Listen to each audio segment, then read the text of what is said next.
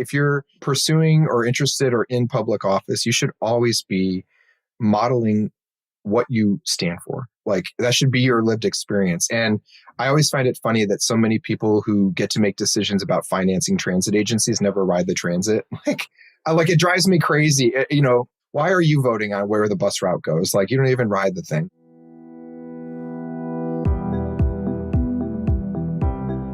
I'm Andrea Learned, and welcome to Living Change, a podcast exploring unconventional climate leadership. I talk to people who've converted their personal values into business and policy decisions in a load of different sectors. I believe that the more we're visible about these changes, the more we chart the way for other leaders wanting to create new social norms. I had such a great conversation with John. We're airing it in 2 parts. If you haven't listened to part 1, you might want to check that out first. In this conversation, we get into biking, public safety, and infrastructure. John is constantly living his change by biking around Emeryville and tweeting about it, showing that it is possible to ride your bike from here to there in town, reflecting that reality for his constituents and his Twitter followers. I wanted to hear how he first got into biking. I was put on a bicycle when I was 2 or 3 years old. That was, I'm I'm a child of the 70s, and I grew up in a Midwest community where I was born in a rural community in Indiana and grew up mostly in Michigan, finished high school in Ohio. But where I was growing up, the only way to go from A to B was with my bicycle. My parents had one vehicle. My dad took it to the job. My mom quit teaching and she stayed at home when my siblings and I were born. And I went everywhere with my bike. I went to school on my first day with my bike. I brought my bike down the hallway in the school on the first day of kindergarten, and I locked it to my desk. And the teacher was like, "The bike doesn't come into the classroom." And there was no bike rack outside my room in the school. The school put a bike rack outside the kindergarten. So I biked to kindergarten. I biked my entire grade school experience. It didn't matter. And if it was too much snow, I would walk. So I never took a car to school in my life. I took a bus at the end of high school when we moved, and that was just my experience, and it was my transportation, and I was free to go wherever I wanted with my bike. I biked all over my neighborhood. I went to see my friends, and as long as I was home for dinner, I was fine. And I don't want to sound like I'm nostalgic for those days, because I really recognize a lot of children today don't have that type of community safety. It's really horrible, all the things that have happened in the last 40 plus years that have taken away that sense of safety that parents have, not just for street violence and bad drivers, but, we could talk about gun violence and other problems that affect kids, and just the way parents have to think about the world today, I recognize is probably very different than how my parents thought about it. And I feel blessed that I had that freedom. And to your question about it as transportation, I appreciate you raising it that way, because so many people say a bicycle is a recreational tool, and It is not a recreational tool. Please. It can be used as recreation, no differently than a car can be. Right. People go for a Sunday joyride, and that is, to me, recreation. But I use a bicycle to go to all my meetings. I use a bicycle to run my errands. I use it to go see constituents who are calling me when there's a homeless man being removed from a park district or city property. I use it to do pretty much everything. It's ubiquitous for my experience in town, and I get stopped at least once or twice a day by somebody in town who recognizes me on my bike or sees me walking my dog. Yes. And that's honestly, people would never be able to do that or know who I was if I was in a car all the time. Mm-hmm. And I think that part of my voice on this, I laugh when you're like, I'm so good at social media. My only social media is Twitter. I've never had Facebook. I don't have Instagram. Like, people think I'm a genius at this. And I'm honestly just like, I just say what I think, and that's it. John, can I just stop you right there? Because here's the a little bit of love for Twitter, which, may be just falling into the sea, as we know. Yeah. And I too am on, Twitter is my, I've been on it since 2008, and it really is amazing. And to your point, kind of going back to what you were talking about with the cities at COP27, show and tell. And a lot of people use Twitter for show and tell. And I'm a communications person, right? So I call it broadcast messaging. We're doing this. We're having an event. Look at our mayor. We took a picture of him on a bike one day, right? But But the mayor isn't actually the leader. Him or herself are not actually sharing and engaging, right? And so if you look at over the course of season 1 of the episode of Living Change, I'm talking to quite a few political leaders who say exactly what you say, which is, I started riding my bike for transportation for my own personal values, right? And then I was just sharing it on Twitter because whatever. And then it just turns out that they're more trusted. Their constituents can wave them down in the street. All of that stuff is unbelievable. And I feel like I've been doing research because I'm proving the point just by talking to like 6 or 7 of you on this podcast, trying to get more leaders like you to do this. I mean, to think of bikes as transportation. I don't know why that's so hard for people. When we're children, it's like it is our transportation before we can drive. But there's this like cultural issue in the United States where when you turn 16, you get a driver's license and you graduate to a car. Right. And it's like it's almost like heralded as this amazing thing. And so kids look up to it. They're excited for it.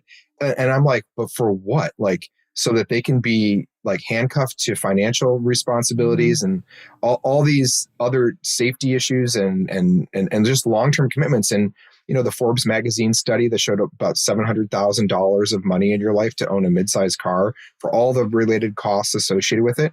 You just think like how much sooner you could retire, or things you could, the house you could buy, or the places you could go on vacation. Like, I'm like, why would I do that? Why would I? And I don't think we ever actually just objectively give people information to make choices. We compel them both culturally, but then also with the infrastructure we built, right? Exactly. Like we build the infrastructure that says you're going to use a car. You're going to use a car. Or you're going to die. Yeah. You're going to participate in this economic system. I mean, we are conscripting people to an economic model that furthers this country's notion of how the economy has to work, how our goods and services have to be delivered, how people have to work, right? And it's all premised on a very old logic from the 1950s of like, you live in the suburbs and you get in your car and you do this and like, it's not sustainable. And it was quaint and cute and what people decided in the 1950s. And there's still a generation of people who are really mentally beholden to, well, that's how we always do it, because we've culturally trained people to do that. And people think I'm bizarre because I bicycle to the grocery store, or I walk my dog to the vet 3 miles. They're like, you walk your dog? I'm like, her legs are fine. She's okay. Right. Like, they just find it bizarre. Yeah. And I find it weird that like you would want to expend all the money you expend monthly on a car. Like people, how do you get to take all the great trips you do? Because I'm not spending the money on a car. Well, it's so funny because it's making me think, because I feel the same way. And I feel like people think, and I actually, to be clear, I have a car, but I'm privileged, right? And I choose to have this car, but I drive it so little, it's kind of a joke. But I want to go back to the fact that you and I are both from Michigan, right? I have Michigan roots, and I feel like I'm super practical. And so I'm like, this is, and we rode bikes around our neighborhood when we were kids, and it was so fun and whatever. When you're at college, you don't need a car, and it's so great. And then I lived in cities with transportation, like with subways, and I'm just, it's been wonderful because it just so happened that my path was like that. But I think, just to kind of go back to constituents looking at this, a lot of people are like, oh my God, I can't believe you ride your bike. We're all going to die. And it's just like, you can vote differently, right? So people aren't to the point of like, this is a lived experience. How does it translate into policy? Well, if you've got a mayor who's seen riding his bike, then hello, you're going to trust that policies that you're forwarding, that guy rides his bike a lot, and the streets aren't as safe as I want it to be. So if I vote for the things that guy's talking about, maybe it'll happen, and I'd really like that joy. So kudos to you, and just connecting those dots, and again, living the change, being seen living the change. And that's why you're on Twitter. That's why you need to be on Twitter, because we need to see you living the change, and that makes a huge difference. You should always be, if you're pursuing or interested or in public office, you should always be modeling what you stand for. Like that should be your lived experience. And I always find it funny that so many people who get to make decisions about financing transit agencies never ride the transit. Oh, hallelujah. Like it drives me crazy. Hallelujah. Yeah, like, why are you voting on where the bus route goes? Like, you don't even ride the thing. Like, it's a very similar thing. And I get folks who say, well, we do projects that we've put in with our annual repaving plan. We removed parking in front of schools on all of our schools, and we put diverters in and Great. put double directional bike tracks in front of the schools, and the pickup lane is moved away and all that stuff. And I had some people who emailed me, and I had a guy email me, and he's like, there's this new curb island, as he called it, like cement island out in the corner, and it makes it very hard to turn the corner at this street. And I said, oh, well, thank you so much for noticing our safe routes to schools improvements. I said, it's called a protected intersection. It's designed to make sure that you have to slow down to make the turn so that you're not turning that angled corner quickly in front of the school where children are walking home. And I'm like, I'm glad to know you care about the safety of these children as much as I do, because that's why we put it there. And I'm not waiting for a child to get mowed down on one of my streets to say, we need to do something about this. So when people go, why are you doing this? I go, I'm doing this so that we never have to cry over losing a child in this community. Why would I wait for a child to get hit by a car at an intersection that I can preventably design this intersection today in a project with money I have now to make it so much safer? Like, why would I wait? And again, the response you get to that is complete and utter silence, right? I mean, there's never a response back. There's no reply. People have never heard that answer before in their lives. No. Before we continue with the conversation, I wanted to tell you about a podcast I love, An Honorable Profession. Brought to you by the team at New Deal, it's the go-to podcast for learning about the rising stars in American politics. Past guests include Pete Buttigieg, Jason Kander, Senator Alex Padilla, and Mandela Barnes. These leaders share their innovative policy ideas as well as their inspiring stories about their path into public office. In a world of soundbites and attack ads, An Honorable Profession is a thoughtful conversation from the front lines of American democracy. I love finding conversations that give me hope that we can address climate change and the policy challenges of our time. Tune in to learn more and listen to An Honorable Profession everywhere podcasts are found. I did see on social media that within the last year, I believe, you were in Boston for a transportation conference, and you got to spend time with Mayor Wu, right? Who is another one of these people who I would have loved to have get on the podcast, but who is pedaling her talk, right? And taking transit and being seen that. So I'm looking, right, at leaders like you and Michelle Wu, and kind of there's a collection of you. Are you all ever in touch and being like, how can you do something where you're teaching or reflecting or being able to nudge your peers with this? That's partially what I'm trying to do, right, is reflect you guys and go, look, these guys know what they're doing. Are you guys somehow able to like speak to your community of mayors and say, hello? So I have two parts to my response. The first is Michelle Wu is fantastic.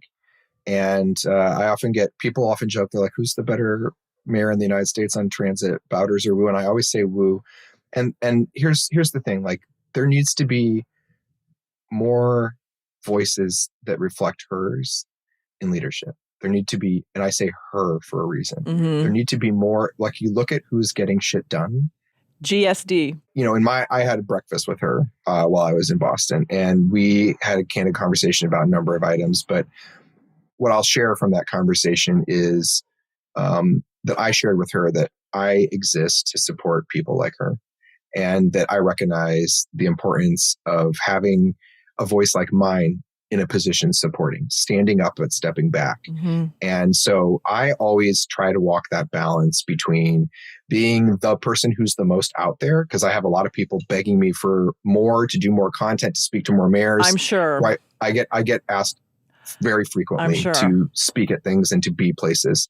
And it should not be about a personality.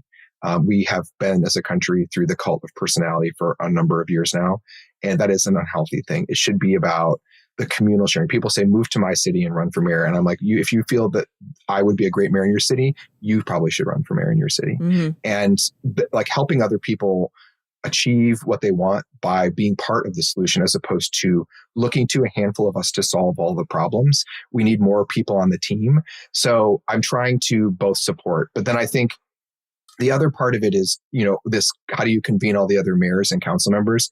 I just want to reassure anyone listening to this podcast who says, it feels like there's just a few of you. There are many people. We may not be from the biggest cities and towns. We may not We may be council members. We may be new. We may be senior. We may be whatever. I have, in the last 2 years, been inundated with inquiries, requests to meet, support, dialogue, review things from people all over the United States and Canada who are elected officials saying, I want to do what you're doing. I want to know how you did that. I have this idea. How could you help me think about it? And I am flattered that people are turning to me. I don't think I'm doing something that's genius. I think maybe what I'm doing effectively, to your earlier comment, is I'm communicating it in a way that people can relate to. Mm-hmm. And I think that has been the biggest piece of feedback I've received from other electeds, is that they feel my communication style is one that breaks through to people in the public, in the advocacy community, and to other electeds. I have obtained outcomes at regional board meetings on things where people thought this isn't going to happen. Mm-hmm. And my voice has definitely added credibility or moved people to yes. And I think that in terms of a more formal space for mayors to have these discussions, I will tell you that the U.S. Mayors Conference has a winter and a summer meeting. I do intend to ask the U.S. Mayors Conference to allow me to convene a workshop about discussing active transportation safety at the summer meeting in Columbus, Ohio. I am hoping to, similar to COP, there's just no front door to this issue right now. There isn't a table set for people to have it. You almost kind of have to just do it yourself. Yes. And if I don't get offered that space, I will convene a bicycle workshop of some kind for those who are interested to come and sit and talk about how do we talk about this in our cities and how do we help people see that this isn't recreation, this is an investment in safety. Because the number one thing people say to me in my city, especially some of the disgruntled folks who lose all the parking spaces and get mad at me about it, is they say, I don't ever remember you campaigning on bikes. And I said, because I never did. And they said, well, why did you suddenly become the bike mayor? I said, I was always the bike mayor. I said, what you didn't realize was that I campaigned on safety. And when I look at safety from a pragmatic perspective, there are few things that could deliver better safety outcomes faster than me making infrastructure changes to our streets. And I said, so my commitment to safety is something I'm delivering on. And it just so happens that the biggest set of opportunities in front of me is to make streets safer. Incredible. And one of the things that you said about how these things aren't necessarily given a formal workshop or something at any large event, and that how you just kind of realize that you might have to do a side event. I see the same thing I also operate in global food systems transformation and that sort of thing. And I see the same thing in climate leadership conferences where everyone's going and they're all wigged out about what panel they're going to go to. And if I'm working with a client or anybody, I'm always like, listen, it's there. People are there. The idea is to have a great happy hour or dinner in a side room with 20 people where you really, again, GSD, right? And so I totally agree with that. And I'm cheering you on and hoping that either the U.S. Mayor's Conference gets a clue or you have a very successful side meeting, and I really would love to hear about it and help you amplify that. That's one. The other thing I want to say is because of your Twitter, even though, it's just like it's who you are, it is incredible. And I think that actually is part of it, right? So if you're talking to other mayors about this, the way that you build kind of trust with constituencies is by building social capital, this community engagement that you do naturally, that they need to know that their voice needs to be more authentic and more directly back and forth engaging with their constituents. This is my theory. Because press releases and like the communications team and all that, it's again, just broadcast messages. So part of your secret is that you are good on social media. It doesn't necessarily have to be Twitter, right? Because Twitter is who knows where it's going. But everyone should pick one platform and get really good at being engaging the way you are and your authentic self. So huge kudos to you. And because this is a podcast called Living Change, you are an incredible model of it. I love that you're stepping back and realizing that there are wonderful ways that you can help others kind of get in that space. But the other thing I wanted to say is I am seeing that the smaller town, right, that the more of the local leaders at a smaller town level. So Michelle Wu gets lots of coverage. Anne Hidalgo gets lots of coverage. Valerie Plante in Montreal gets a lot of coverage, right? But what I'm seeing just in my work is all these, mayors and city council people in smaller local regions or, outside of large metropolitan areas doing amazing work. So huge kudos to you. And I just really want to thank you for taking time to be on this podcast and to talk with me. I think what you're doing is incredible, and I'm going to amplify the heck out of it from now on. And I hope that we continue to stay in touch. But I think that a lot of people are going to really learn from what you had to say. So thank you so much for your time, John. Oh, Andrea, I'm very blessed that you invited me to join you, and I thank you for the opportunity and any chance I have to just share the good word that there are people who are in elected office. It's easy to look at government and say that it's all bad or corrupt, or the news is just like, it feels like a three-ring circus when you watch DC on a given day. But, the majority of the things that impact our daily lives, that make our lives better, happen at the local level. Yep. And that's why I've always been focused on local service, and why that's where I will remain. And because at the end of the day, there's nothing greater in my mind than, again, you learn about humanity with human contact, and you can't do that when you're making speeches from, a pedestal in DC, or like a dais in Sharm el Sheikh. when you're on the bike lane in Emeryville and you're stopped, as I was yesterday, by Brian Simmons, and he is one leg, and he's in a assistance bicycle, and he's going out to Treasure Island, and he flags me down. He's like, "I know who you are. I follow you on Twitter." It's a common thing I get. And we just have a whole conversation about accessibility and talking about bike access in Emeryville, and he goes on his way, and I take my dog for the walk. And it's just, I love having that type of human contact. And so when people ask me, what is people like to ascribe or attribute an agenda to me, right? Like, you have an agenda. I was like, it's the people's agenda. And I know that because I talk to people all day. Yeah. Oh, thank you so much, John. It was so fun. Yeah, thanks. I'm so inspired by John. The U.S. Conference of Mayors better be taking note. Active transportation is a powerful investment in safety, infrastructure, and public health. And as John so eloquently expressed, it deserves to be top of the agenda. Often big policy shifts take time, but mayors have the unique ability to mobilize resources creatively and quickly. So, what are you waiting for? Identifying, building, and leveraging your leadership is something few may feel prepared to do. But climate influence can't wait. If your organization is ready to make the shift, reach out to me. I'd love to help. Find me at www.learnedon.com. I'm also easy to find on Twitter, until it is no more, and LinkedIn. Living Change is produced by Large Media. That's LARJ Media. Thank you to everyone sending positive feedback and giving us ratings and reviews. They've been amazing. You have no idea how much that helps get this podcast on the radar of leaders who want to practice living change. So your ratings and reviews actually have their own climate influence. Until next time, pedal safely.